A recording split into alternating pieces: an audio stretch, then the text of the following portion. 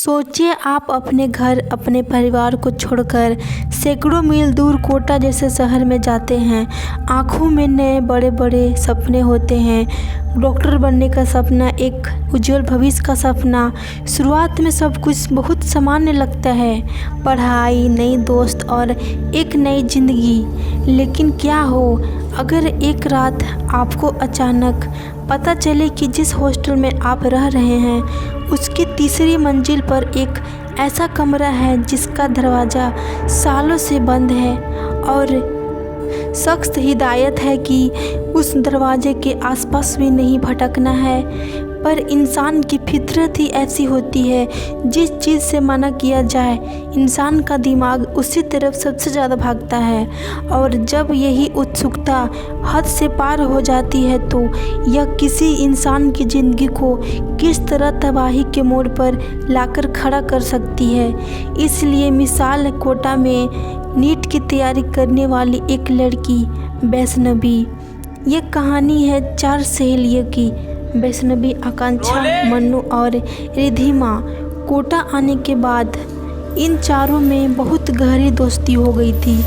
चारों एक ही हॉस्टल में रहती थी, साथ में खाना पीना खाती थी और पढ़ाई करती थी। सब कुछ एकदम परफेक्ट चल रहा था। लेकिन फिर आई दशहरे की छुट्टियाँ। हॉस्टल के ठीक पास में मौजूद एक दूसरे हॉस्टल से एक बहुत ही दुखद खबर आई। वहाँ एक स्टूडेंट बहुत गलत कदम उठा लिया था। इस खबर के फैलते ही हॉस्टल का माहौल अचानक भारी हो गया।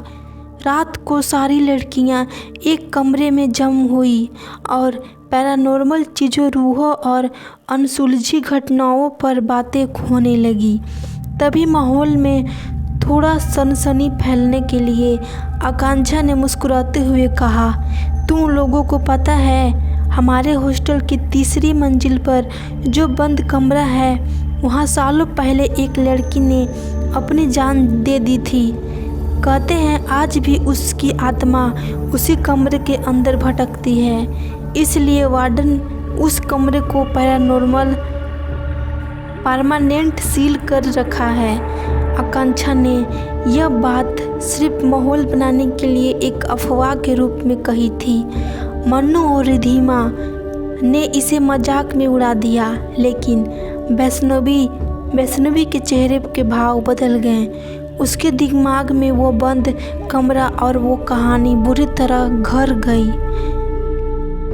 दिवाली की छुट्टियां आते ही लगभग पूरा हॉस्टल खाली हो गया। सारे बच्चे अपने अपने घर चले गए, लेकिन वैष्णवी हॉस्टल में ही रुकी रही। सन्नाटे में डूबा हुआ हॉस्टल और अकेली वैष्णवी।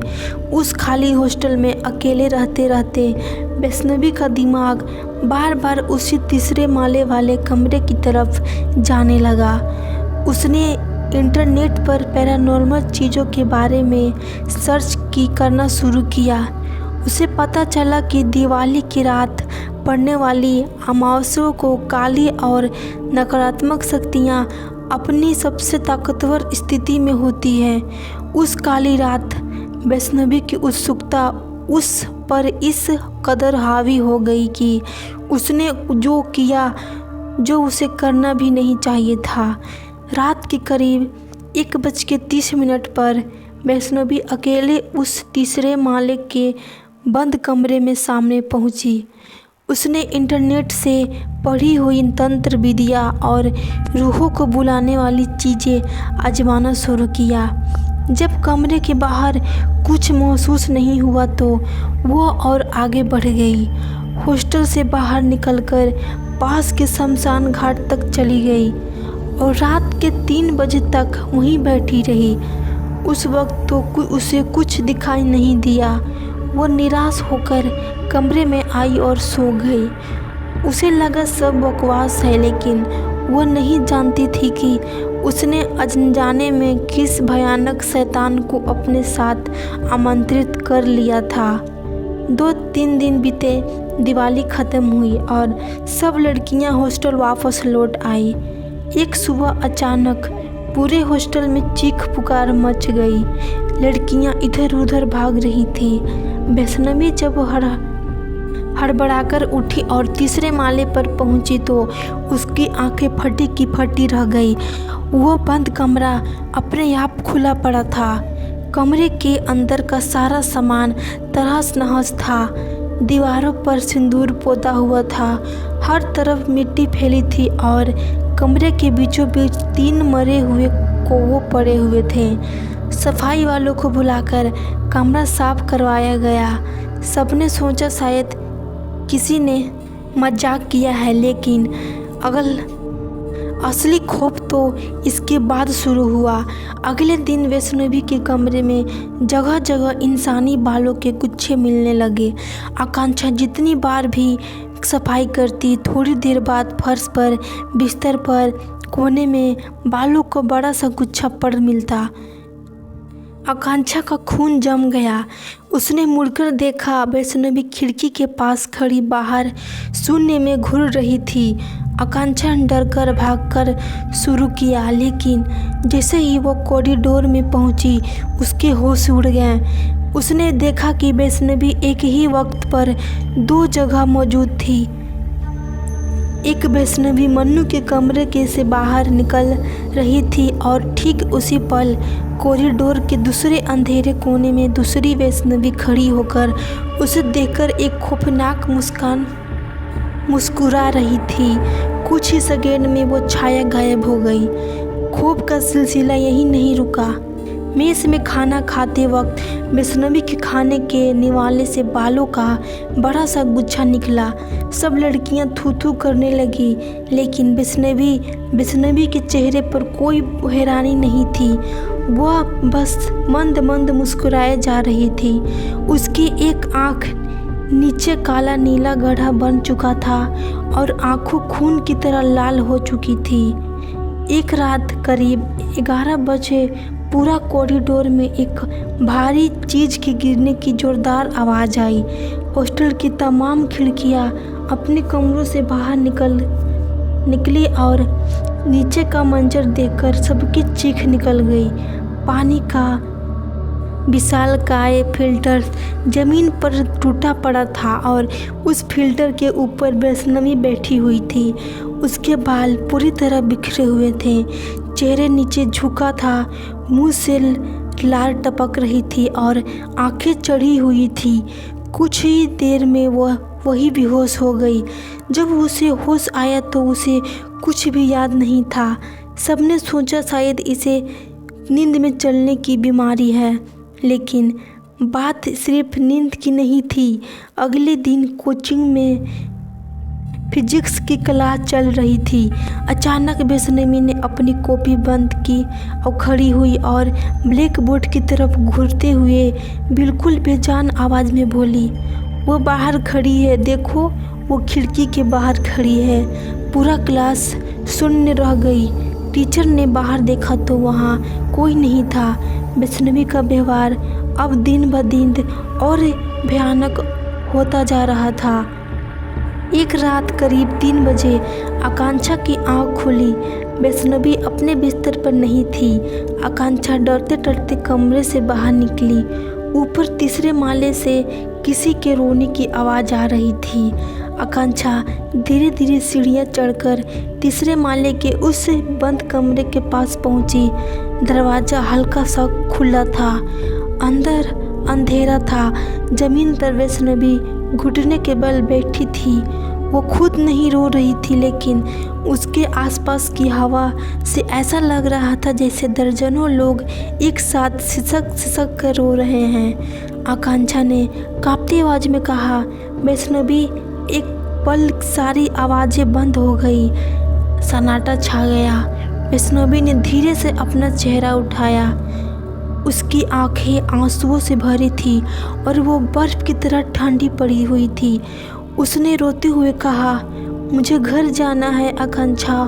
कोई मुझे रोज़ रात को अपने पास बुलाता है। मैं बहुत थक गई हूँ, मुझे बचा लो। वैष्णवी की हालत इतनी बिगड़ गई कि उसे डॉक्टर के पास ले जाया गया। ब्लड टेस्ट, थायराइड, दिमाग का स्कैन, सब कुछ नॉर्मल था। डॉक्टर परेशान थे, लेकिन हॉस्टल की लड़कियां जानती थी कि यह कोई मेडिकल बीमारी नहीं है। अस्पताल से लौटते वक्त अचानक विष्णु ऑटो से बाहर कूद गई और पागलों की तरह भागती हुई हॉस्टल के गेट पर जाकर रुक गई।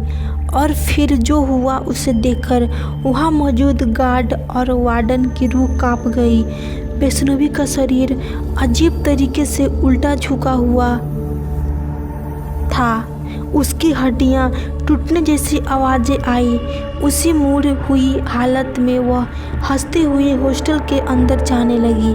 सामने लगे एक बड़े शीशे पर उसने इतनी जोर से अपना हाथ मारा कि शीशा चकनाचूर हो गया। उसके हाथ से खून की धार बहने लगी और वैष्णवी अपने ही हाथ का खून बड़े मज़े से चाटने लगी। वह किसी ऐसी भाषा से चिल्ला रही थी जो इस दुनिया की लग ही नहीं रही थी। पूरा हॉस्टल उसकी चीखों से दहल गई। वार्डन ने तुरंत वैष्णवी के घर वालों को फ़ोन किया। लड़कियां ने हिम्मत करके दुपट्टों की मदद से वैष्णवी के हाथ पैर बांध दिए।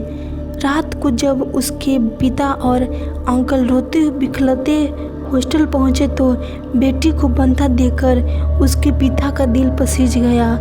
उन्होंने चिल्लाते हुए कहा, मेरी बेटी को ऐसा क्यों बांध रखा है तुमने? और जैसे ही उन्होंने वैष्णवी के हाथ की गांठ खोली, वैष्णवी ने एक खौफनाक चीख मारी और झपट कर अपने ही पिता के कान पर दांत गड़ा दिए। अपने पिता का कान काटकर अलग कर दिया। खून की धार बह निकली और वैष्णवी अमानवीय तरीके से हंसते हुए उस खून को चाटने लगी।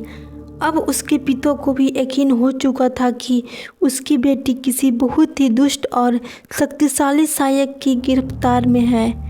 रात इतनी हो चुकी थी कि उसे कहीं ले जाना मुश्किल था।